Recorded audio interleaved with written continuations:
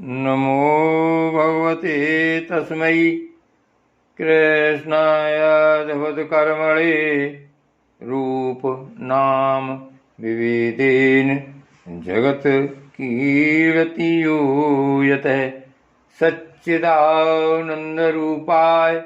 विश्वोत्पत्त्यादि Hathaway तापत्रय विनाशाय श्री कृष्णाय वयं नुमः। श्रीमद् भागवत महापुराण 12 स्कंध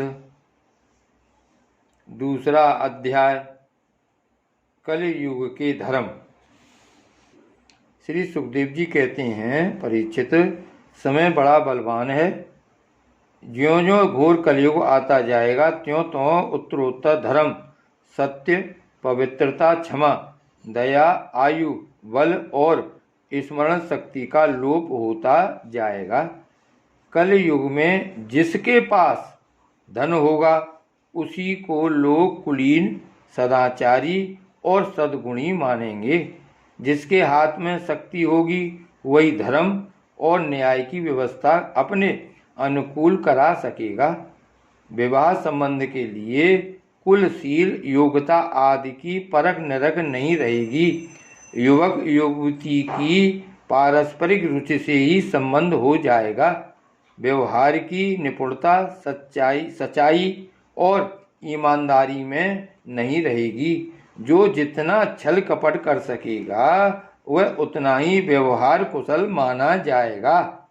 स्त्री और पुरुष की श्रेष्ठता का आधार उनका शील संयम न होकर केवल रति कौशल ही रहेगा।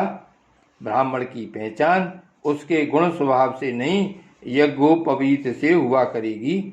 वस्त्र, दंड, कमंडलु आदि से ही ब्रह्मचारी, सन्यासी आदि आश्रमियों की पहचान होगी और एक दूसरे का चिन्ह स्वीकार कर लेना ही एक से दूसरे आश्रम में प्रवेश का स्वरूप होगा। जो घूस देने या धन खर्च करने में असमर्थ होगा उसे अदालतों से ठीक ठीक न्याय न मिल सकेगा। जो बोल चाल में जितना चालाक होगा उसे उतना ही बड़ा पंडित माना जाएगा। असाधुता की, दोषी होने की एक ही पहचान रहेगी, गरीब होना। जो जितना अधिक दम्भ पाखंड कर सकेगा उसे उतना ही बड़ा साधु समझा जाएगा। विवाह के लिए एक दूसरे की स्वीकृति ही पर्याप्त होगी। शास्त्रीय विधि विधान की, संस्कार आदि की कोई आवश्यकता न समझी जाएगी। बाल आदि संवार कर कपड़े लत्ते से लैस हो जाना ही स्नान समझा जाएगा। लोग दूर के तालाब को तीर्थ मानेंगे और निकट के तीर्थ गंगा, गोमती, माता पिता आदि की उपेक्षा करेंगे। सिर पर बड़े बड़े बाल का कुल रखाना ही शारीरिक सौंदर्य का चिन्ह समझा जाएगा और जीवन का सबसे बड़ा पुरुषार्थ होगा अपना पेट भर लेना। जो जितनी ढिठाई से बात कर सकेगा उसे उतना ही सच्चा समझा जाएगा। योग्यता, चतुराई का सबसे बड़ा लक्षण यह होगा कि मनुष्य अपने कुटुंब का पालन कर ले। धर्म का सेवन यश के लिए किया जाएगा। इस प्रकार जब सारी पृथ्वी पर दुष्टों का बोलबाला हो जाएगा तब राजा होने का कोई नियम न रहेगा। ब्राह्मण, क्षत्रिय, वैश्य अथवा शूद्रों में जो बली होगा वही राजा बन बैठेगा। उस समय के नीच राजा अत्यंत निर्दय एवं क्रूर होंगे। लोभी तो इतने होंगे कि उनमें और लुटेरों में कोई अंतर न किया जा सकेगा। वे प्रजा की पूंजी एवं पत्नियों तक को छीन लेंगे। उनसे डरकर प्रजा पहाड़ों और जंगलों में भाग जाएगी। उस समय प्रजा तरह तरह के साग, कंदमूल, मांस, मधु, फल फूल और बीज गुठली आदि खा खाकर अपना पेट भरेगी। कभी वर्षा न होगी, सूखा पड़ जाएगा, तो कभी कर पर कर लगाए जाएंगे, कभी कड़ाके की सर्दी पड़ेगी तो कभी पाला पड़ेगा, कभी आंधी चलेगी, कभी गर्मी पड़ेगी तो कभी बाढ़ आ जाएगी। इन उत्पातों से तथा आपस के संघर्ष से प्रजा अत्यंत पीड़ित होगी, नष्ट हो जाएगी। लोग भूख प्यास तथा नाना प्रकार की चिंताओं से दुखी रहेंगे। रोगों से तो उन्हें छुटकारा ही न मिलेगा। कलयुग में मनुष्यों की परमायु केवल 20 या 30 वर्ष की होगी। परीक्षित, कल काल के दोष से प्राणियों के शरीर छोटे छोटे क्षीण और रोगग्रस्त होने लगेंगे। वर्ण और आश्रम का धर्म बतलाने वाला वेद मार्ग नष्ट प्राय हो जाएगा। धर्म में पाखंड की प्रधानता हो जाएगी। राजे महाराजे डाकू लुटेरों के समान हो जाएंगे। मनुष्य चोरी, झूठ तथा निरपराध हिंसा आदि नाना प्रकार के कुकर्मों से जीविका चलाने लगेंगे। चारों वर्णों के लोग शूद्रों के समान हो जाएंगे। गौएं बकरियों की तरह छोटी छोटी और कम दूध देने वाली हो जाएंगी। वानप्रस्थी और सन्यासी आदि विरक्त आश्रम वाले भी घर गृहस्थी चुटाकर गृहस्थों का सा व्यापार करने लगेंगे, जिनसे वैवाहिक संबंध है उन्हीं को अपना संबंधी माना जाएगा। धान, जौ, गेहूं आदि धान्यों के पौधे छोटे छोटे होने लगेंगे। वृक्षों में अधिकांश समी के समान छोटे और कटीले वृक्ष ही रह जाएंगे। बादलों में बिजली तो बहुत चमकेगी, परंतु वर्षा कम होगी। गृहस्थों के घर अतिथि सत्कार या वेद ध्वनि से रहित होने के कारण अथवा जनसंख्या घट जाने के कारण सूने सूने हो जाएंगे। परीक्षित, अधिक क्या कहें, कलयुग का अंत होते होते मनुष्यों का स्वभाव गधों जैसा दुस्सह बन जाएगा। लोग प्रयागृहस्थी का भार ढोने वाले और विषयी हो जाएंगे।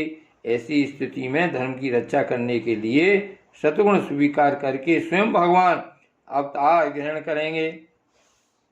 प्रिय परीक्षित, सर्वव्यापक भगवान विष्णु सर्वशक्तिमान हैं। वे सर्वस्वरूप होने पर भी चराचर जगत के सच्चे शिक्षक सद्गुरु हैं। वे साधु सज्जन पुरुषों के धर्म की रक्षा के लिए उनके कर्म का बंधन काटकर उन्हें जन्म मृत्यु के चक्र से छुड़ाने के लिए अवतार ग्रहण करते हैं। उन दिनों संभल ग्राम में विष्णु यश नाम के एक श्रेष्ठ ब्राह्मण होंगे। उनका हृदय बड़ा उदार एवं भगवद भक्ति से पूर्ण होगा। उन्हीं के घर कलिक भगवान अवतार ग्रहण करेंगे।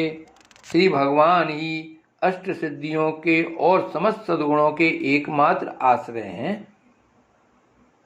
समस्त चराचर जगत के वे ही रक्षक और स्वामी हैं। वे देवदत्त नामक शीघ्रगामी घोड़े पर सवार होकर दुष्टों को तलवार के घाट उतार कर ठीक करेंगे। उनके रोम रोम से अतुलनीय तेज की किरणें छिटकती रहेंगी। वे अपने शीघ्रगामी घोड़े से पृथ्वी पर सर्वत्र विचरण करेंगे और राजा के भेष में छिपकर रहने वाले कोटि कोटि डाकुओं का संहार करेंगे।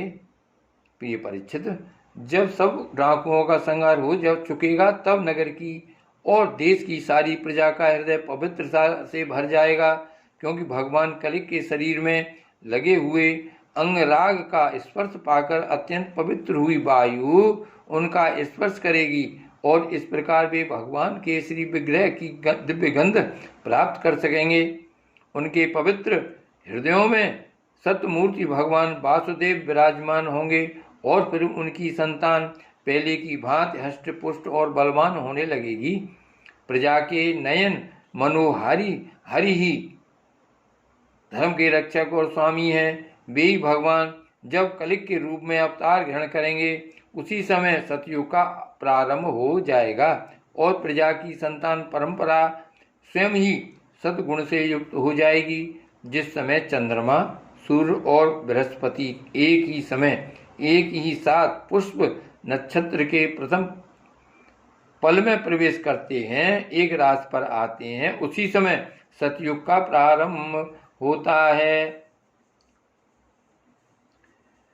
परीक्षित, चंद्रवंश और सूर्यवंश में जितने राजा हो गए हैं या होंगे उन सब का मैंने संक्षेप से वर्णन कर दिया। तुम्हारे जन्म से लेकर राजा नंद के अभिषेक तक 1115 वर्ष का समय लगेगा। जिस समय आकाश में सप्त ऋषियों का उदय होता है उस समय पहले उनमें से 2 ही तारे दिखाई पड़ते हैं। उनके बीच में दक्षिणोत्तर रेखा पर समभाग में अश्विनी आदि नक्षत्रों में से एक नक्षत्र दिखाई पड़ता है। उस नक्षत्र के साथ सप्त ऋषिगण मनुष्यों की गणना से 100 वर्ष तक रहते हैं। वे तुम्हारे जन्म के समय और इस समय भी मघा नक्षत्र पर स्थित हैं। स्वयं सर्वव्यापक सर्वशक्तिमान भगवान ही शुद्ध सत्वमय विग्रह के साथ श्री कृष्ण के रूप में प्रकट हुए थे। वे जिस समय अपनी लीला संवरण करके परम धाम को पधार गए, उसी समय कलयुग ने संसार में प्रवेश किया। उसी के कारण मनुष्यों की मति गति पाप की ओर ढुलक गई। जब तक लक्ष्मीपति भगवान श्री कृष्ण अपने चरण कमलों से पृथ्वी का स्पर्श करते रहे, तब तक कलयुग पृथ्वी पर अपना पैर न जमा सका। परीक्षित, जिस समय सप्तऋषि मघा नक्षत्र पर विचरण करते रहते हैं, उसी समय कलयुग का प्रारंभ होता है। कलयुग की आयु देवताओं की वर्ष गणना से 1200 वर्षों की अर्थात मनुष्यों की गणना के अनुसार 4,32,000 वर्ष की है। जिस समय सप्तऋषि मघा से चलकर पूर्वाषाढ़ा नक्षत्र में आ चुके होंगे, उस समय राजा नंद का राज्य रहेगा। तभी से कलयुग की वृद्धि शुरू होगी। पुरातत्ववेत्ता ऐतिहासिक विद्वानों का कहना है कि जिस दिन भगवान श्री कृष्ण ने अपने परम धाम का प्रयाण किया, उसी समय कलयुग का प्रारंभ हो गया। परीक्षित, जब देवताओं की वर्ष गणना के अनुसार 1000 वर्ष बीत चुकेंगे, तब कलयुग के अंतिम दिनों में फिर से कलिक भगवान की कृपा से मनुष्यों के मन में सात्विकता का संचार होगा। लोग अपने वास्तविक स्वरूप को जान सकेंगे और तभी से सत्य युग का प्रारंभ भी होगा। परीक्षित, मैंने तो तुमसे केवल मनुवंश का सो भी संक्षेप से वर्णन किया है। जैसे मनुवंश की गणना होती है, वैसे ही प्रत्येक युग में ब्राह्मण, वैश्य और शूद्रों की भी वंश परंपरा समझनी चाहिए। राजन, जिन पुरुषों और महात्माओं का वर्णन मैंने तुमसे किया है, अब केवल नाम से ही उनकी पहचान होती है। अब वे नहीं हैं, केवल उनकी कथा रह गई है। अब उनकी कीर्ति ही पृथ्वी पर जहाँ तहाँ सुनने को मिलती है। भीष्म पितामह के पिता राजा शंतनु के भाई देवापी और इक्ष्वाकु वंशी मरु इस समय कलाप ग्राम में स्थित हैं। वे बहुत बड़े योग बल से युक्त हैं। कलयुग के अंत में कलिक भगवान की आज्ञा से वे फिर यहाँ आएंगे और पहले की भांति वर्णाश्रम धर्म का विस्तार करेंगे। सतयुग, त्रेता, द्वापर और कलयुग, यही 4 युग हैं। ये पूर्वोक्त क्रम के अनुसार अपने अपने समय में पृथ्वी के प्राणियों पर अपना प्रभाव दिखाते रहते हैं। परीक्षित, मैंने तुमसे जिन राजाओं का वर्णन किया है, वे सब और उनके अतिरिक्त दूसरे राजा भी इस पृथ्वी को मेरी मेरी कहते रहे, परंतु अंत में मरकर धूल में मिल गए। इस शरीर को भले ही कोई राजा कह ले, परंतु अंत में यह कीड़ा, विष्ठा अथवा राख के रूप में ही परिणत होगा, राख ही होकर रहेगा। इसी शरीर के या इसके संबंधियों के लिए जो किसी भी प्राणी को सताता है, वह न तो अपना स्वार्थ जानता है और न तो परमार्थ, क्योंकि प्राणियों को सताना तो नरक का द्वार है। वे लोग यही सोचा करते हैं कि मेरे दादा परदादा इस अखंड भूमंडल का शासन करते थे, अब यह मेरे अधीन किस प्रकार रहे और मेरे बाद मेरे बेटे पोते, मेरे वंशज किस प्रकार इसका उपभोग करें। वे मूर्ख इस आग, पानी और मिट्टी के शरीर को अपना आपा मान बैठते हैं और बड़े अभिमान के साथ डींग हाँकते हैं कि यह पृथ्वी मेरी है। अंत में वे शरीर और पृथ्वी दोनों को छोड़कर स्वयं ही अदृश्य हो जाते हैं। प्रिय परीक्षित, जो जो नरपति बड़े उत्साह और बल पौरुष से इस पृथ्वी के उपभोग में लगे रहे, उन सबको काल ने अपने विकराल गाल में धड़ दबाया। प्रिय परीक्षित, जो जो नरपति बड़े उत्साह और बल पौरुष से इस पृथ्वी के उपभोग में लगे रहे, उन सबको काल ने अपने विकराल गाल में धर दबाया। अब केवल इतिहास में उनकी कहानी ही शेष रह गई है।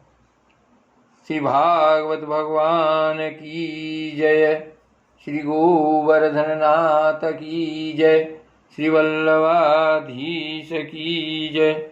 श्याम स्वरूप श्री अम्बे महारानी की जय। श्री गोकुलनाथ की जय।